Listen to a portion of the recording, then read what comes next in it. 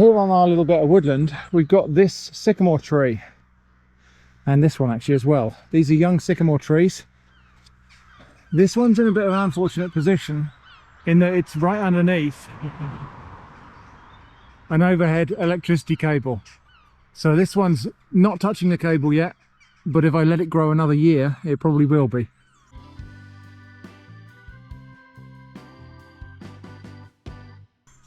So we're going to coppice this. It looks like it's already been done once before. In fact, this one looks like it's been coppiced once as well. So we're going to cut all of these pieces off here. Ideally, I would like to cut all the way back to the ground and let that sprout again from the roots, but I haven't got the equipment to do that. So I'm going to cut these branches off. I'm going to cut these upright poles off. Don't need any planning permission to do this. We are in a conservation area, but as long as we're cutting trees that are no bigger than 7.5 centimeters in diameter, 1 meter above the ground, which these all qualify as, we're good. So yeah, we're going to cut these down.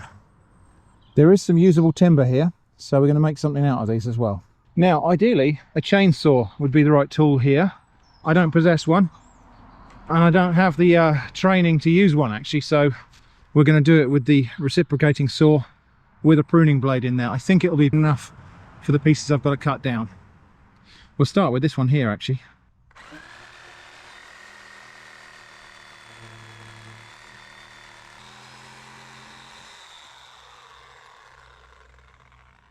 Okay, well, one down.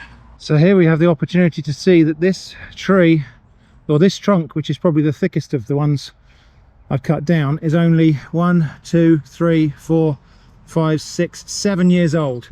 7 or maybe 8 years, that sprout, to get that thick. So actually quite a lot more timber there than I thought there was. Jenny's trimming off some of the side branches. They'll be very useful as pea sticks in the vegetable garden. These larger pieces here I'll cut up. Some of it I'll put in the woodshed for firewood, and some of the nicer straighter pieces I'm going to do some axe carving. Now you might be thinking, or you might be wondering, have I just killed this tree?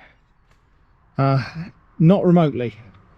This will resprout from all over this trunk here, and it'll produce a fresh crop of upright stems which will allow to grow for 1 or 2 years, and then cut them down and use them as poles in the garden. We'll coppice this, is what we're going to do, and it will become a productive little piece of the woodland.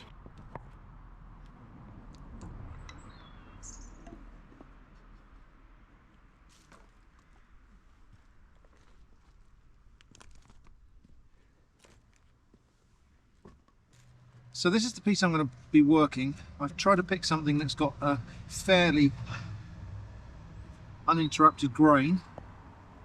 I'm just going to see if I can split that first with, I haven't got a froe. A froe would be the ideal tool to split this, but we'll try and do it with a bill hook. I don't know how well this is going to go, but we'll have a go. So I'll put that on there like that maybe, and give it a whack with this.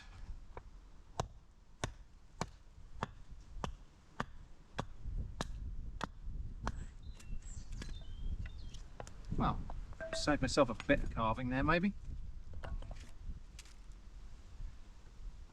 So the idea today is to try to make a spatula for the kitchen. I've already got some spatulas that I carved years and years ago, but well, they're starting to get a bit worn down.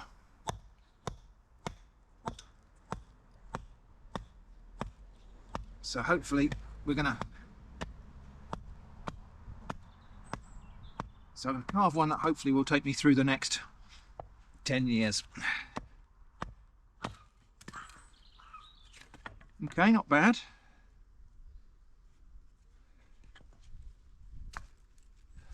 These bits obviously will just end up being dried out and I'll use them as firewood. All of the wood that I've cut from this obviously is still very green, so we can't be using that as firewood until it's been seasoned properly. But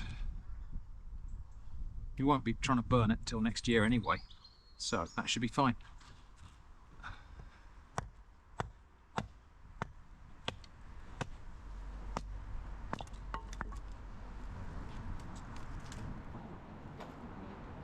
Well, that's a good enough start, I think. So we've got to be a little bit careful. There's the pith there, so I'm just going to go to one side of that. So now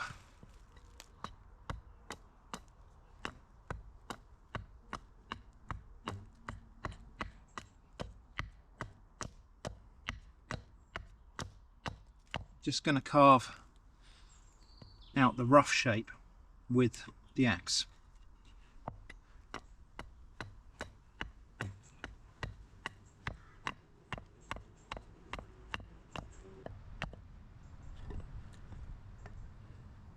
Need to be careful that I leave enough material on here.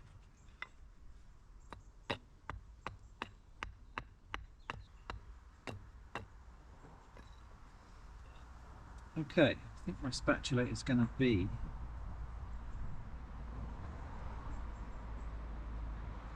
sort of that size. I need to take a bit of the green and wood off the edges anyway, but so let's go in for about there.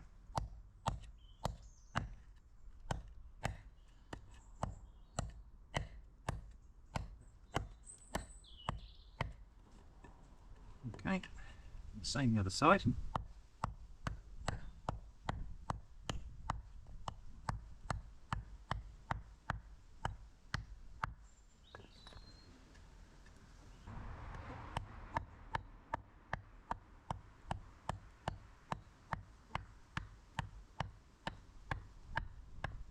Just roughing out the shape here.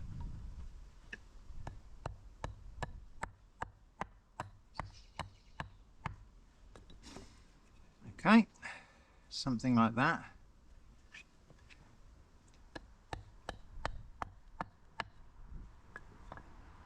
Good.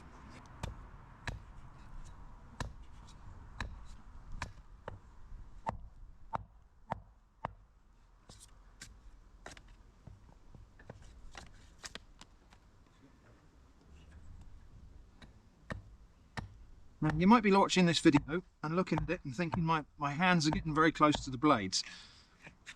There is something about woodworking and cameras that can be very deceptive. I'm making sure that my hands stay behind the blade at all times.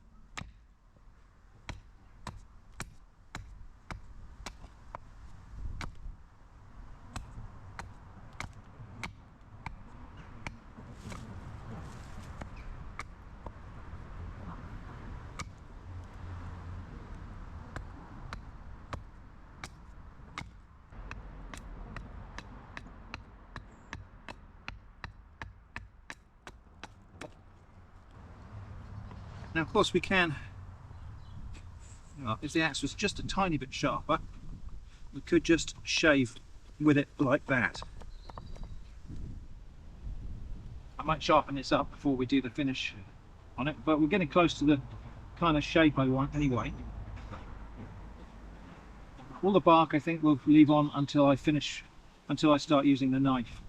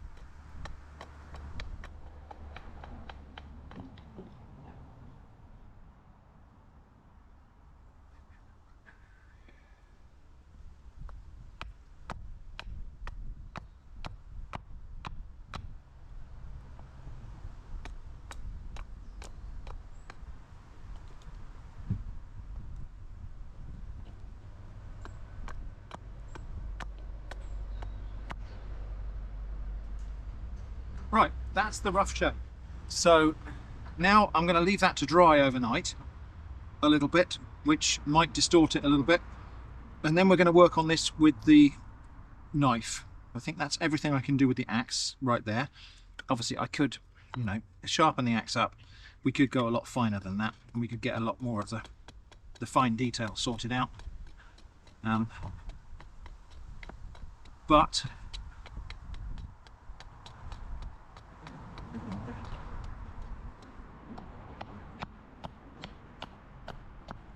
yeah, I'm going to let that dry out now, and then we'll pick it up again tomorrow and see what we can make it into. All right, well, the weather outside is a little bit too moist to sit out there, so we're going to work in the upstairs greenhouse here.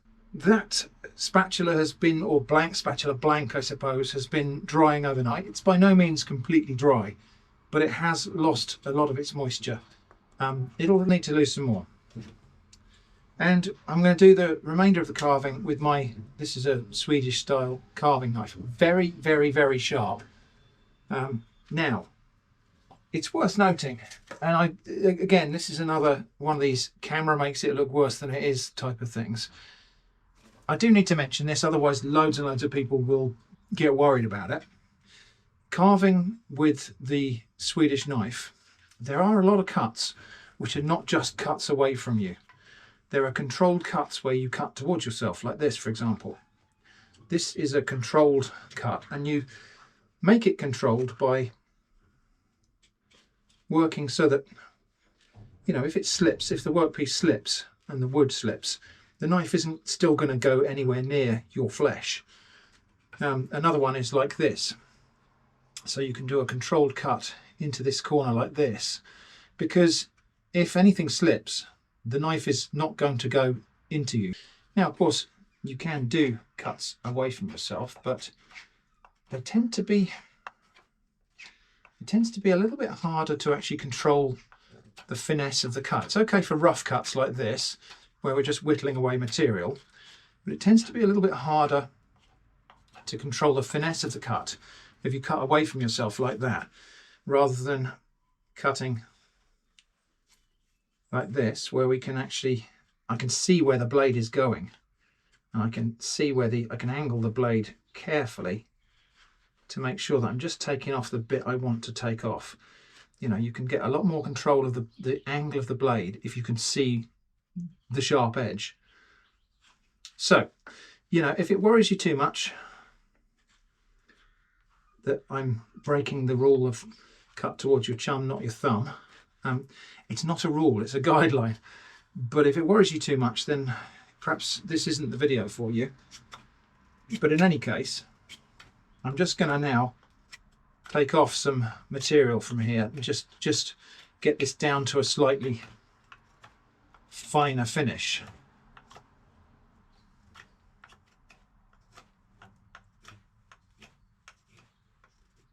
This knife probably could do with a tiny little bit of sharpening, so I'll do that. I've just got a stone here. Keep the blade the very slightest little hone like that. This is just to put a tiny little bit of edge back on the knife.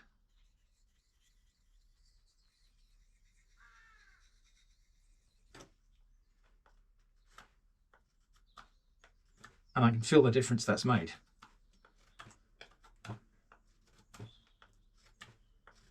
I think you can see the difference that's made in the quality of the shavings that are coming off.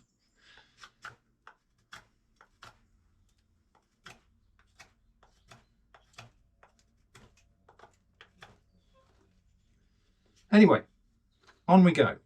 There's a big gouge here, which actually is part of the pith cavity on here, so I need to make sure that I whittle down past that.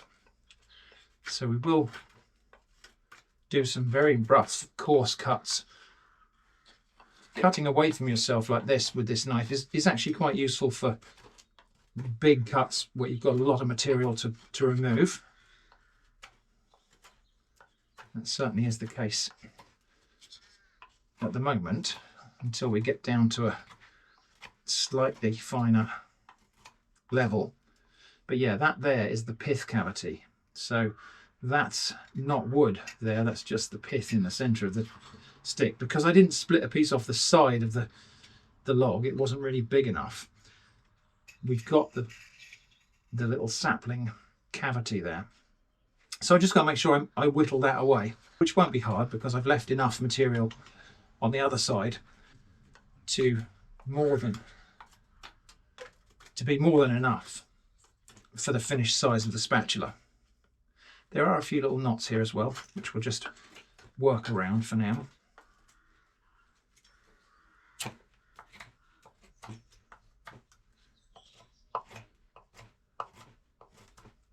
So there we are, we're whittling out this pith cavity there. And it's gone from there. Big old lump there, which we'll just have to try to whittle away at.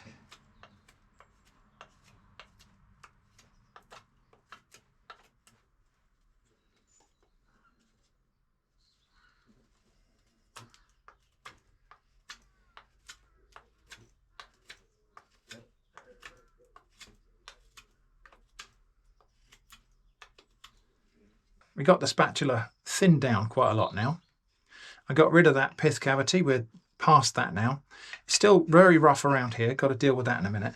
I've taken a fair bit of material off the handle, and this is just a case of identifying, you know, any bits that are sticking out, and then just very gently shaving off material from that area until it comes into line. And some of the whittling cuts are suitable for that kind of work. But just to give you a different view of what those draw cuts look like. So I want to take some material out of this little shoulder here. So what I'm going to do is just do that. Now I'm cutting towards myself, but there's nowhere for the knife to go. What we're doing here is just taking off the very smallest little shavings. Now they have to be cut in this direction because of the grain of the wood. So it is necessary to do some cuts in that direction. The alternative would be to try to hold it here while we work on it in here. And at that point, you know, maybe a smaller knife might be better. But at that point, it's far more awkward to work that way. I mean, you can do it. You know, these are push cuts. And some of the very last cuts on the workpiece might be done this way. So skilled wood carvers, which I'm not, can end up making a spoon or a other implement that is perfectly smooth just by identifying the high spots between the last two cuts and shaving off those high spots repeatedly, taking smaller and smaller cuts until they get a smooth, rounded, carved piece. I'm probably not going to achieve that today because that is a high level of skill that I don't possess, and I have, you know, whilst I am still developing my wood carving skills, we're not going to get there today. So what we're going to do is probably get this to the point where it's the right shape, and I will go over it with sandpaper. Some people don't like doing that because sanding does affect the surface grain of the wood. It tears the fibers rather than cutting them. So when we're cutting like this, we're leaving intact wood fibers in place. When you sand a piece of wood, you're cutting across the grain sometimes and you're tearing the fibers. And so there is a tendency, I think, sometimes for sanded wood pieces, especially implements that are going to get wet, like a spatula, to go a bit woolly, you know, as those little torn pieces of grain lift up. Some of that might depend on the choice of timber that you make your implements out of. This is sycamore. And I should mention actually that when I say sycamore, I'm talking about a species of maple, which is commonly known as sycamore in England. There are other trees that are called sycamore that are quite unrelated, but this is the sycamore that is, I think, Acer pseudoplatanus. I think that might be the right name. If not, I'll put it on the screen. I might put it on the screen anyway. So this is a species of maple. So this wood is suitable for making implements that are going to go into food, because it's a non-toxic wood. If you think about it, maple trees are one of the few trees that we actually eat part of the tree in the form of maple syrup. And so sycamore being in that family, it's not as sugary as sugar maple that maple syrup comes from, but you can tap and concentrate sycamore sap to make a kind of something a bit like maple syrup. I should do that. We've got sycamore trees on site, so maybe I should do that. Anyway, so yeah, I've chosen a wood that I already know to be benign for use in the kitchen. Anyway, we're getting very close to the finished result now. I do actually need to take off some more material here because this handle's still a bit clunky. And what I don't want is a spatula that is top heavy or handle heavy. I don't want it to, you know, if I just have to leave it in the pot for a second. I don't tend to leave my spatulas boiling in the pot. My mum always used to tell me, you never cook your spoon. But, you know, if I have to leave it for a second, I don't want it toppling over because the handle is too heavy. But as you can see, we're getting towards a slightly more refined result now. At least on this side, you can see there's still quite a lot of refinement to do on that side. The bark I will probably take off quite late in the process. I will get this blade of the spatula down to a bit thinner than this. This is not going to be a spatula for turning eggs, though we might try that, but I think this is going to be a stirring thing. And I've made a big one like this because I have got some pots where my existing spatulas are not quite long enough. Anyway, camera off for the moment while I carry on just refining this. Perhaps I'm labouring the point here, but the other thing to mention is that these pull cuts, there's very, very little force involved. That is like cutting butter. If the knife is nice and sharp, there is no significant force being applied there. It's not like the knife is going to stick and suddenly jab out, because it's almost just the weight of the knife that's cutting, especially when we come down to these little fine shaving type cuts. So I was going to try and make that symmetrical, but I'm not sure that I'm going to actually achieve that. So what I might do is deliberately have it asymmetrical. You know, the old Texas sharpshooter. Fire at a barn and then paint targets around the bullet holes. Just pretend that the thing you ended up with is the thing that you were aiming for.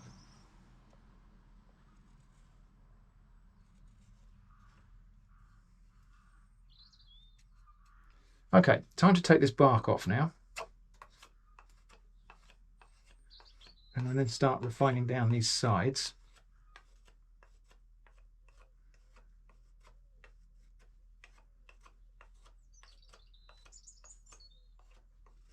I want to lose as little width as possible on this because I want it to be a nice broad spatula for stirring big pots of stew and whatnot. But we've got a knot here to navigate. So we will have to cut right across that.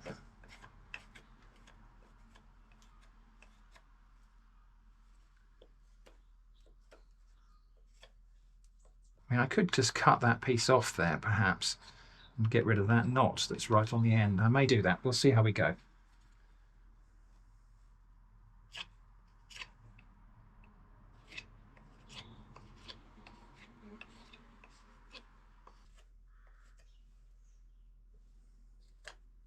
Just heard a bird alight on the greenhouse while I'm in here. They tend to not notice I'm in here, and then they do as soon as they land.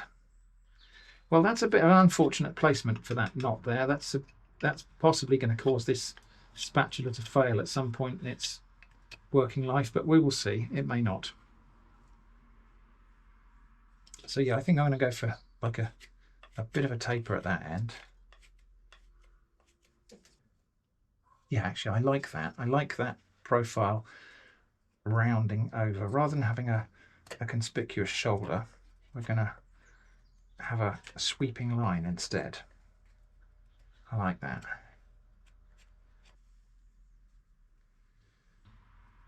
Good, we're getting somewhere. Actually changed my mind, not going to do it with the saw, we'll just do it here with the knife. We'll just take some cuts. Because this is a nice sharp knife, we can easily cut right across the grain, like that.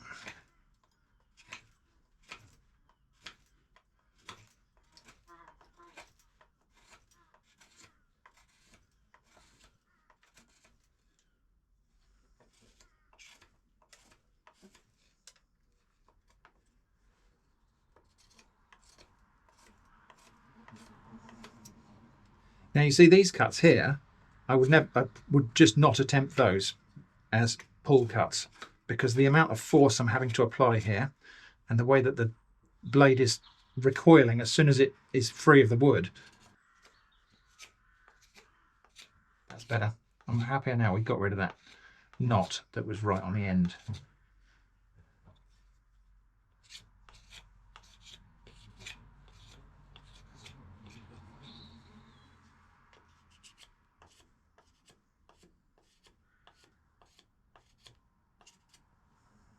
And there we go. We've got an almost blade-like end on the spatula.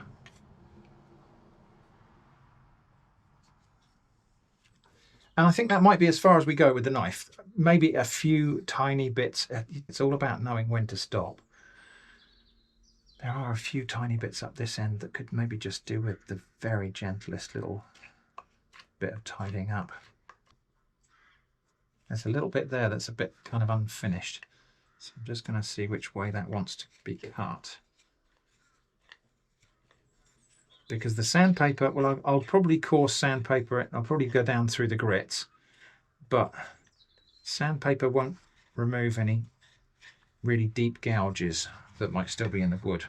If there were any axe marks still left on here, which there aren't, obviously we cut way down below the axe marks, but if there were any axe marks left in the wood, the sandpaper would not remove those.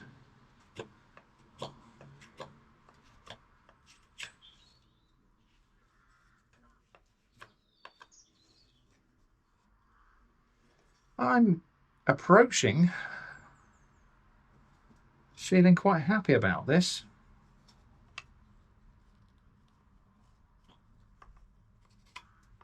Just need to shave that knot down a bit more.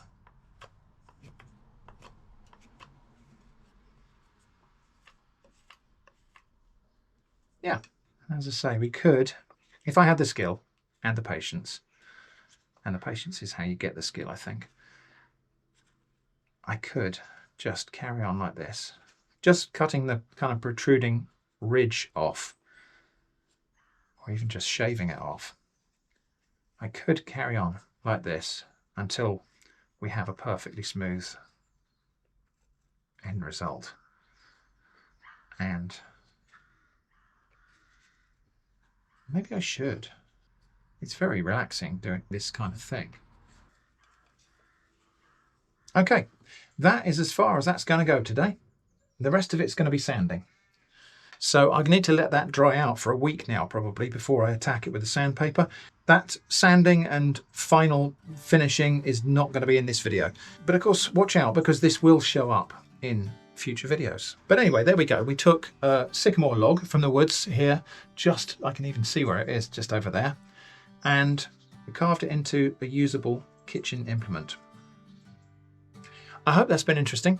Thanks for watching, and I hope to see you again soon.